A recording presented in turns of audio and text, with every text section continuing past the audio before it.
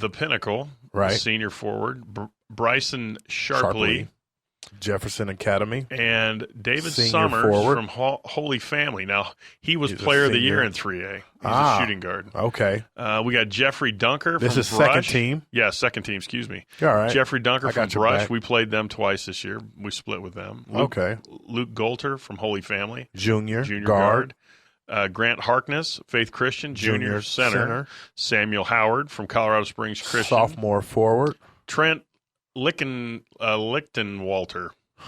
Oh, that kid's good. Trent Lichtenwalter. Well, Well, I sure obviously don't he's on want to hear second team. you just demolish his last Lichtenwalter? name like All that. right, leave me alone. From Aspen, Colorado. And he's a senior power forward. And Chase Majeri, Manitou Springs. He's a senior guard. And Matt Timlin from Bishop Matchbuff. He's a senior point guard. Now, third team was Alex Greenlee from St. Mary's, junior. Guard. That's a small forward. Michael Hanley from Kent, Denver. Senior shooting guard. Deron Harrell, Denver Science and Tech. Sophomore guard. Court Hawthorne, Moffett County. That's a sophomore guard also. Chris Helbig from Holy Family, sophomore. Sophomore point guard. And Sam Parker from Grand Valley. Is a junior guard. I think we're heavy on the guards on that third team. Absolutely. Now, while we go over into the girls bracket, we'll pull up the girls information.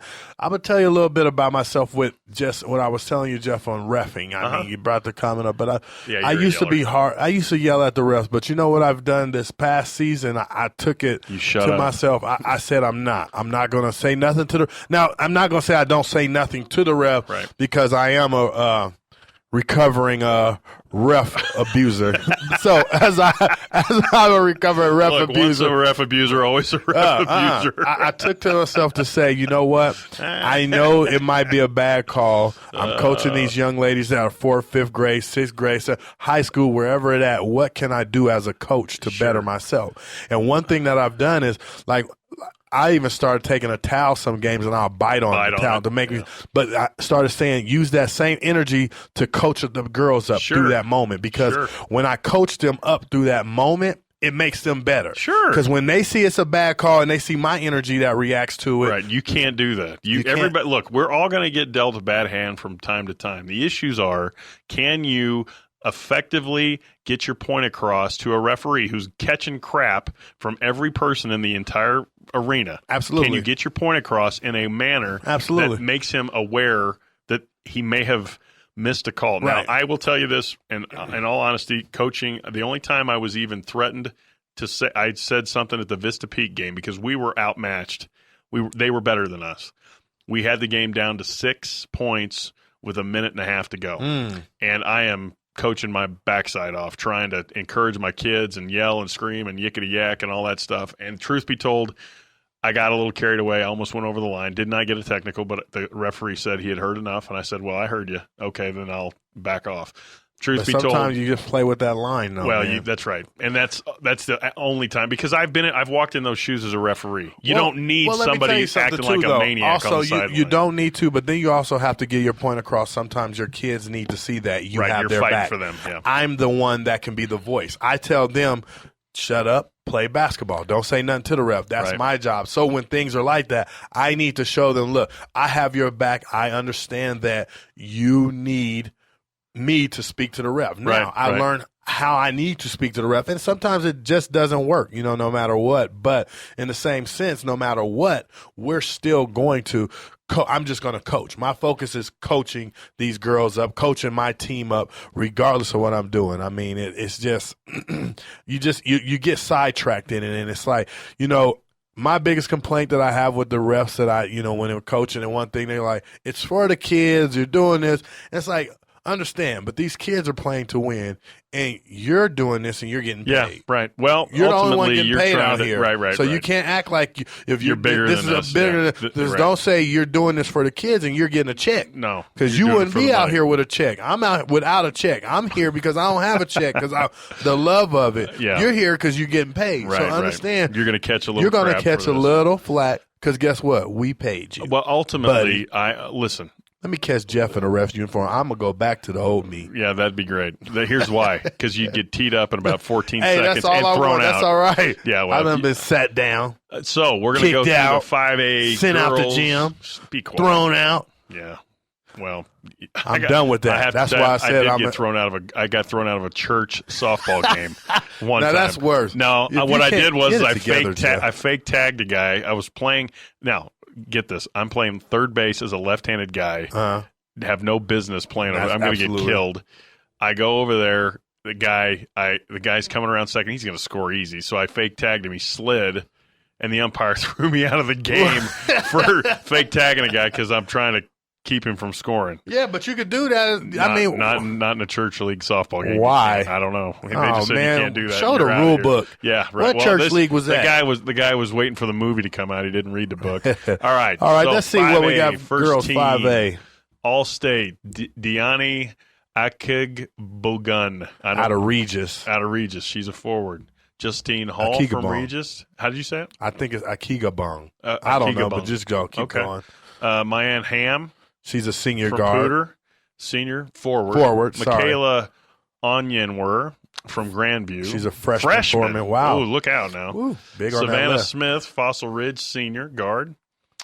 Second team is Cassidy Budge from Rampart. She's a junior. Junior guard. CC Morgan from Highlands Ranch, a senior point guard. Kelsey Lidge from Regis Jesuit. Senior forward. Anna Tesinski from Regis Jesuit. She's a senior guard. Mackenzie Forrest from Lakewood. Sophomore point guard. They're going to be tough if she stays healthy. Absolutely. Michaela Eppard is third team. Senior from point Cherry guard. Creek. Janae Richardson from Denver East. Junior shooting guard and slash small forward. Jen Urbana. Nobody else from East made it. Interesting. How do you say that? Jen Urbanic. I'm sorry, Jen, for butchering your name from Palmer. She's a senior forward. Ashley McDaniel from Pooter, senior. And then Lexi Thorderson from Rock Canyon. She's a senior forward.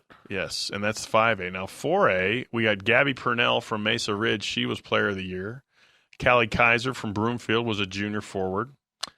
Tatum Newbert from Elizabeth, senior forward. Shannon Patterson, Pueblo South, senior guard. Gabby Purnell, player of the year, Mesa Ridge, senior point guard. And Bree Wilbur from Broomfield, senior point guard. Alex Dufour, this is second team. Alex Dufour, Frederick, junior guard. Delaney Gaddis from Glenwood Springs, senior guard. Allie Meyer, Palmer Ridge, senior small forward. Malia Chappelle, Dievlin, senior guard. Kylie Shook, Mesa Ridge, sophomore, center.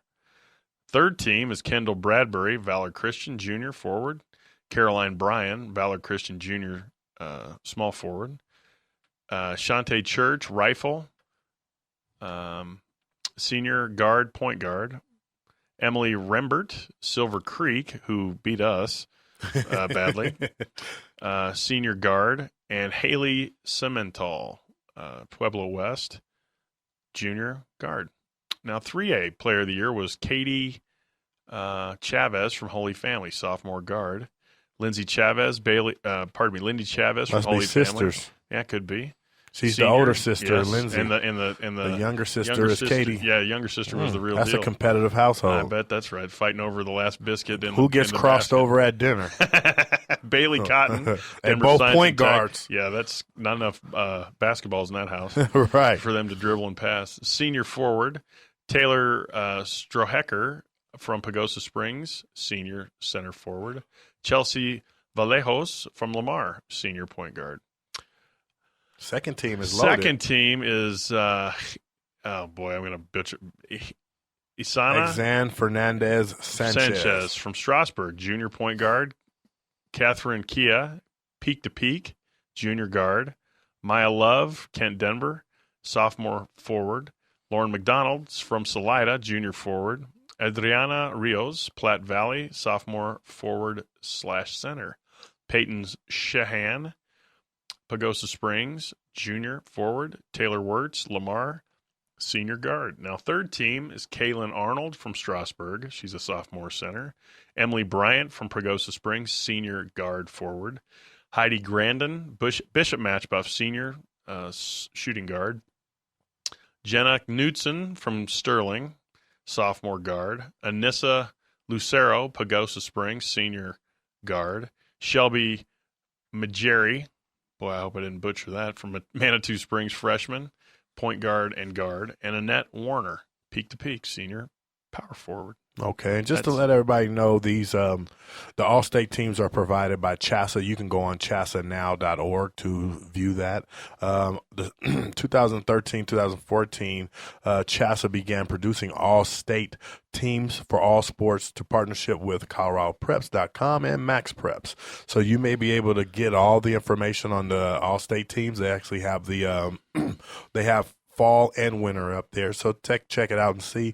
Let's go over wrestling here, and then let's get ready to, get out of here for today. It's been a great show. No kidding. Having Bill was really cool. Yeah, Bill did he's an excellent, just in general with his sports and what he talks about, and then what he's doing, to give back. And you say he's not even from here. He didn't play high school here. Nobody stayed. He stayed here. I mean, he went up to the academy. Mm-hmm. He loved Colorado. Not too many people don't. But in the same sense, he's back from Illinois, and he had a whole nother high school experience. Mm-hmm. And, for him, like so many other of us out there, we see that, and it's just like, dang, to be able to play in just in front of a few people, it's like, how do you get a high school game where you don't even say there's 30 kids on the team? Mm-hmm. At bare minimum, we should at least have a minimum of 60 people? Sure. If you kind of look at that, that's good enough. But we can't even pull that. And it's just scary. We just all of us have to commit to doing better and partnering with people like,